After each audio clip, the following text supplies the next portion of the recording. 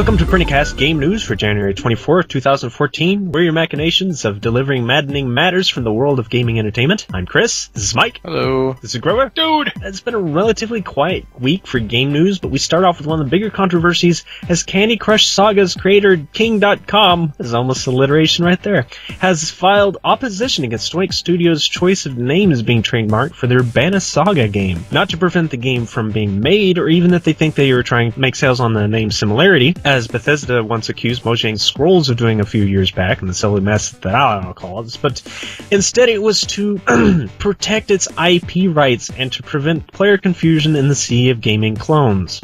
So if this already sounds questionable, it should be noted of the bigger news that King tried to trademark the word candy with the US Trademark Office. Seriously, the word candy. So, Candy. Dude, it's just Candy Crush. Get a grip.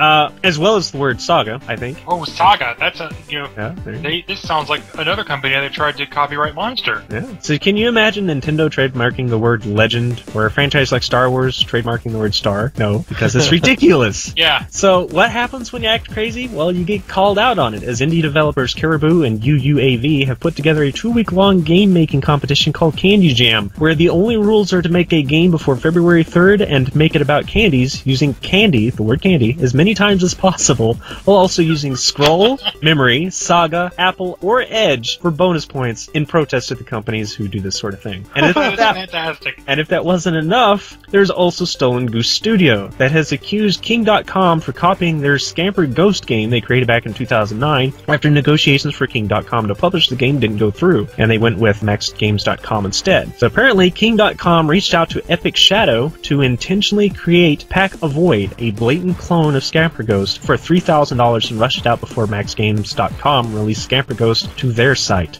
And these guys are trying to protect their IP from gaming clones. Hypocrites. That sounds about right.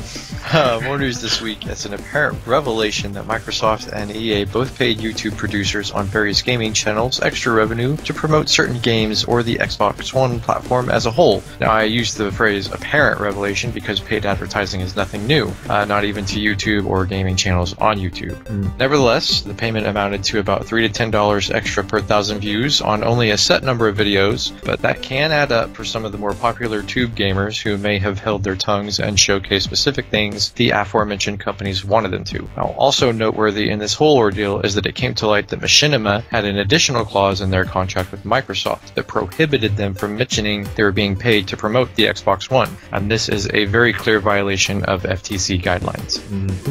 There were some leaked documents that indicated that this was the case. Microsoft, I believe, pushed the blame more towards Machinima, and I think Machinima actually shouldered some of the responsibility and said that they weren't sure how that piece got slipped through their language proceedings or whatever.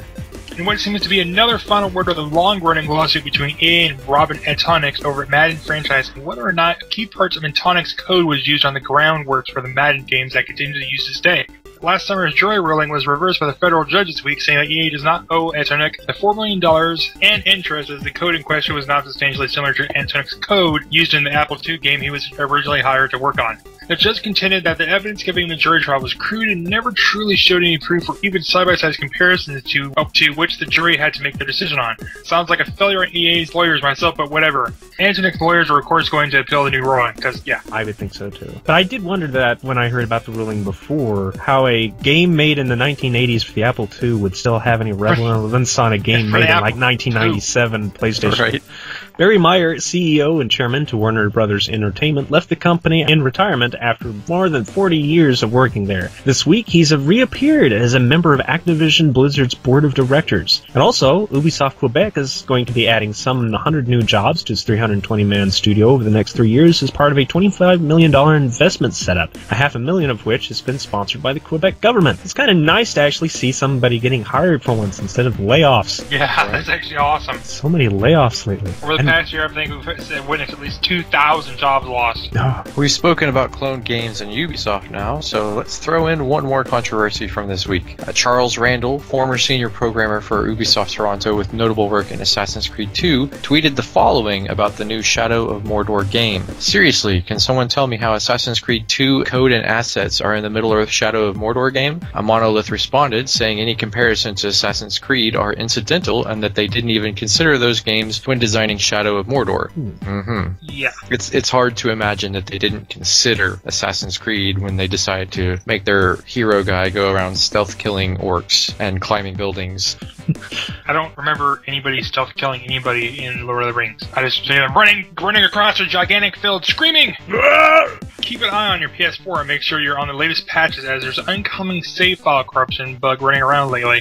It seems to be largely affecting only bigger of the multiple platform games so far, like Battlefield 4, Call of Duty Ghost, FIFA 12, NBA 2K14, and Assassin's Creed 4. Curious, and hopefully you've already nabbed Telltale Games' Wallace and Gromit Adventure games, as their licenses just run out, much like it had between Marvel and Capcom and Activision a few weeks back. So you will no longer be able to grab the games online anymore. You shouldn't have any issues if you've previously bought and need to re-download your copy to your various services like Steam or PSN or what have you, except for iOS devices, which you will probably need to talk to an iTunes customer support about, as that's being handled by an entirely different group of people. And I guess that was game news for January 24, 2014, with all its controversies and craziness.